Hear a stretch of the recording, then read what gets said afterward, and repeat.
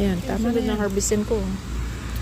Ayan yung aking mga tawag dito, mga batya. Tapos mag-harvesting tayo ng ayan.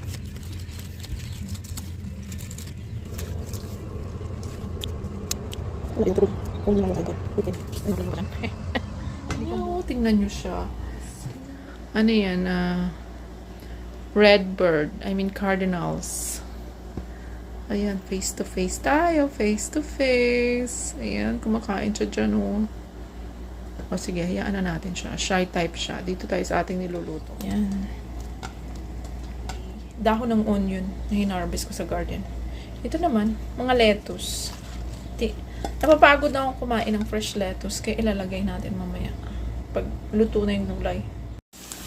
Okay. Balikan na natin yung ating ginigisang kamatis, sibuyas at bawang.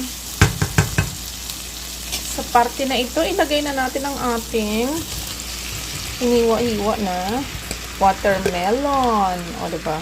Yung iba mapula pa.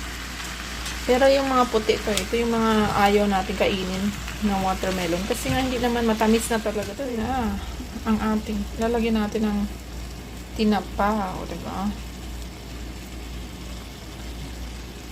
Ang lasa nito parang parang kapayas. Nakakain na ba kayo ng ginisang papaya? Parang ganun. Na parang upo. Parang papaya na parang upo. Na parang watermelon. Kasi watermelon talaga ito eh.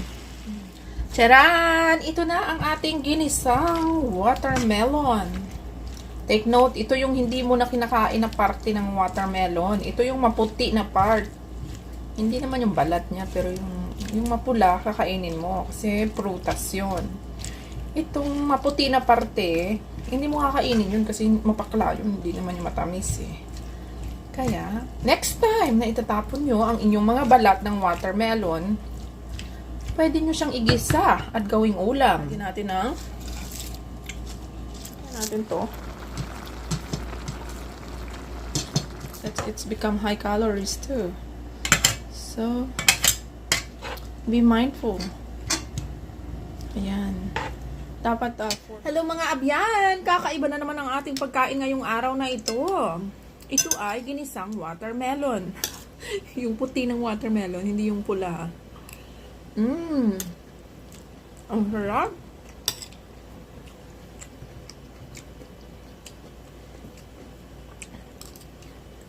So, next time, bisa itapon nyo yung balat ng watermelon.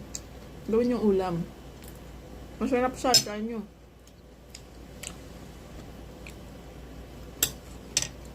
And then, itong mga green, hinarvest ko rin sa aking garden. Harap.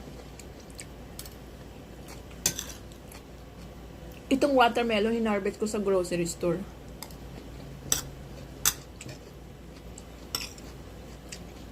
And then, pinaluan ko ng tinapa na frozen na ginawa ko din. Thank you for watching. Bye!